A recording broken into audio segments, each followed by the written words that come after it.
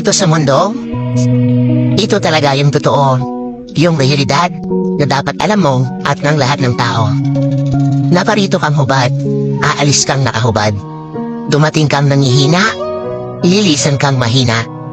Iniduwal kang walang salapi at mga bagay, maglalaho kang walang salapi at mga bagay. Ang una mong paligo, may naghugas sa iyo. Ang huli mong paligo, may maghuhugas sa iyo. Ito ang buhay, kaya bakit labis ang mali siya, ang inggit, ang pagkamuhi, ang galit at pagkamakasarili. Maging mabait sa lahat at gumawa ng kabutihan. May hangganan ang oras natin sa mundo. Huwag sayangin sa walang kabuluhang bagay.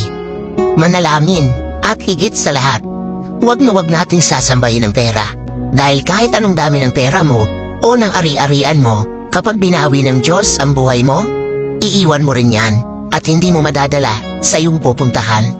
At sa halip, tumulong ka sa kapwa mo tulad ng pagtulong ng Diyos sa atin nung siya'y nagkatawang tao, matubos lang ang mga kasalanan natin.